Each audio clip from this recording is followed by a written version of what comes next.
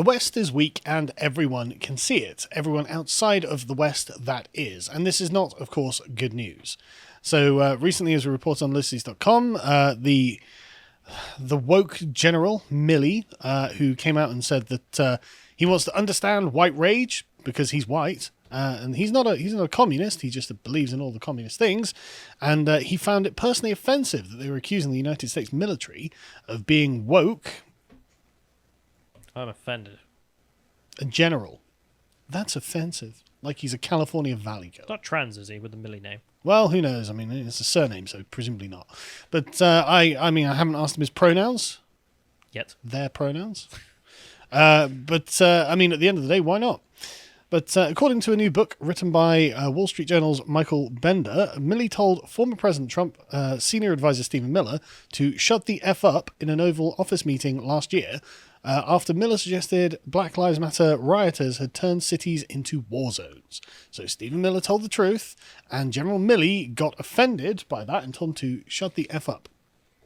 You know, when they're out there burning down cities, literally. This isn't a debatable point. Billions of dollars worth of damage, 30 people killed, God knows how many lives ruined, and Milley's like, that's offensive, you take that back. But I've got the video evidence. I mean, it's literally everywhere. I've got the dead bodies. We're going to have to pay for this. Like, you know, there's going to have to be bailouts done. Like, I don't know, he got really offended by this. And he was really angry, apparently. Interesting. But Republican Representative Michael Waltz had noted concerns felt by members of the military of the dissemination of divisive and destructive ideologies, which he said painted an entire race of people as the oppressor. Matt Gaetz said that he'd taken the same line against the Secretary of Defense Lloyd James Austin III, who had implemented a one-day stand-down in February to give military leaders a chance to identify right-wing extremism in the ranks, because Biden's military is going woke. And patriotism is going to be considered to be right-wing extremism. Turns out, they recently did a sort of like thing about this, and they were like, oh my God, half the country is right-wing extremists. It's like, no, patriots. Morons. They're not communists. How can half the country be extremists? I don't know. How does that make any sense? None at all. But the thing is, by their standards, they got no choice but to frame it that way. But I mean, apparently they said, oh, we don't teach or embrace critical race theory. But the thing is, we've seen some documents that implies that they do. But anyway, Trump's response to this was good. That he should have been fired on the spot.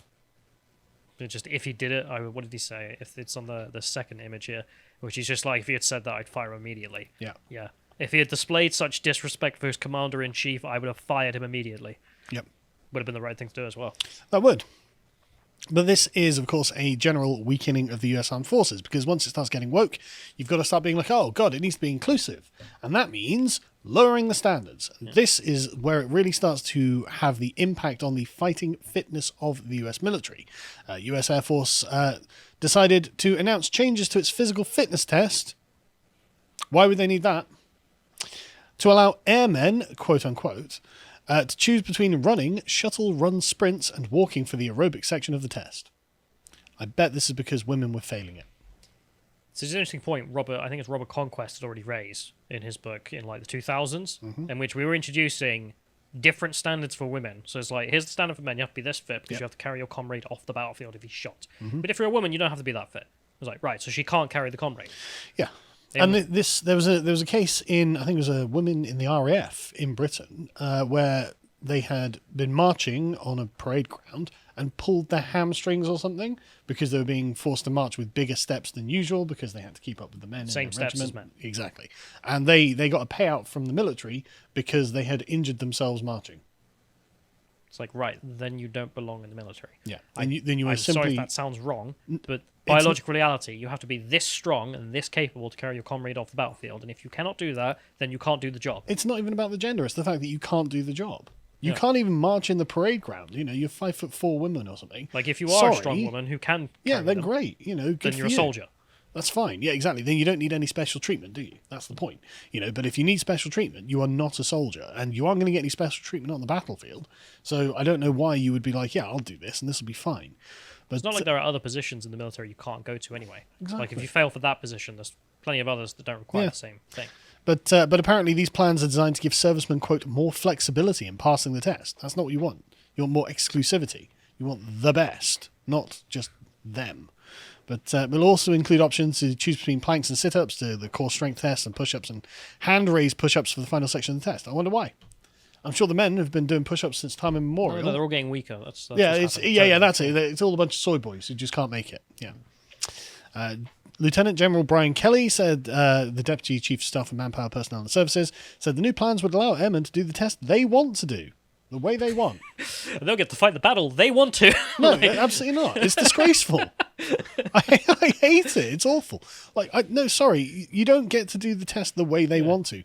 This is the test, and the point is, if you pass it, then you're good enough. If you don't pass it, you're not good enough. Like a war, where you get to choose if you get shot down or not. Exactly. It's unreal. So this is the general undermining of the efficacy of the US military that we're witnessing before our very eyes. And so it's no wonder at all that if we can see it, well, Vladimir Putin can see it, and this comes hot on the heels of them not firing at British ships, apparently, near the Crimea. And Putin was being interviewed, and he said, well, look, even if we'd sunk the HMS Defender, it wouldn't have caused World War III, because the West, quote, full well knows they can't win that war. Well, I'm starting to feel that way myself, to be honest, after given the erosion of the standards of our militaries. I doubt it's been a running joke that we've had woke recruitment ads and they've had hyper-masculine recruitment ads. Who would you rather be fighting on the same team as? So, who would you rather be in the unit with? Exactly. Who would you rather come across and try and carry you off if you're injured? The person who can or the person who can't? Exactly. But anyway, yeah, so this, as I said, it happened because he commented this because they'd fired at one of our ships and we pretended it didn't happen. Because that's how wars work. You pretend the enemy isn't taking action, and everything goes fine. I think that my understanding is footage was released of them actually firing, so I don't know what's happened. Exactly. I don't even know why they deny it. If there's video footage, be contemptuous maybe, but like, we don't care. That's not a threat. But either way, the wider point, him making that we are a weak nation, and it's demonstrable. Yes, and it's obvious that our military is becoming weaker. Like, we've got the technology, we've got the economic advantage, but those only last so long. Exactly, but and the sort of shell that is become calcified and inside is rotted away. The deep sort of need for an upward facing momentum is not there. We're sitting there going, yeah, we'll get people who are inferior, who don't pass the standards. We're going to pretend that they're not being aggressive towards us. And what? I mean, he knows. Look, he says, this was a provocation, of course. Even if we'd sunk the British destroyer near Crimea, it's unlikely the world would have been on the verge of World War III. Those who are doing this know they couldn't be the winners in this war. We're on our land, we're fighting for ourselves in the future. He's openly mocking the West for our woke, degenerate militaries. That's what he's doing here, right? And then you've got Xi Jinping, who, of course, also can see what's going on. In his 100th anniversary speech for the Chinese Communist Party, he says, apart from, obviously, the natural nonsense that comes out of his mouth, only socialism can save China. Only socialism with Chinese characteristics can develop China. You've had enough time. And he added, we will never allow anyone to bully, oppress, or subjugate China. Anyone who dares try to do that will have their heads bashed bloody against the Great Wall of Steel, forged by over 1.4 billion Chinese people. Sounds like he's tweeting like Trump. Like, fire and fury. Okay, what's Biden saying? Well, he's probably under the table. But then moving on, though, the Chinese media is publishing articles saying things like the Chinese state media. Again, not this is like, it's not some independent fringe outlet or something that's just like, oh, well, these are our opinions. No, these are the opinions that come authorized from the Chinese Communist Party, saying that China must prepare for nuclear war. Not good news, is it? The West's militaries are weak. Yeah. We're going to defeat them. Yeah. We're going to prepare for nuclear war. What? Why are we doing this? We know why they're doing this, of course, because they want Taiwan, yes. Yeah. But so there's a Mao quote about this as well, because, of course, in the West, it's a really stupid thing to ever talk about nuclear war, unless we're being invaded and gunned down. But there's a quote from Mao, which is like, yeah, but if we did start nuclear war, we'd launch all the nukes, and they'd lose way more than ours, so we wouldn't care. Well, half of the world left would be socialist. Yeah, exactly. Even if half the world dies, the remaining half will be socialist. So the editor of this newspaper, Mr. Hu, said, we must be prepared for an intense showdown between China and the US. The number of China's nuclear warheads must reach the quantity that makes the US elites shiver. should they entertain the idea of engaging in a military confrontation with China, who advocated for rapidly increasing the number of commissioned nuclear warheads, DF-14s, an intercontinental ballistic missile, and strategic missiles that have long-range capabilities. He posted the same comments on, of course, Weibo, the Chinese social media platform, and wrote in an op-ed that building up China's nuclear arsenal is important because America's strategic containment of China is becoming increasingly intensified. Having that military buildup is a cornerstone of China's strategic deterrence against the US. So there we go. They know that conflict is coming. They realise that the US is becoming weaker.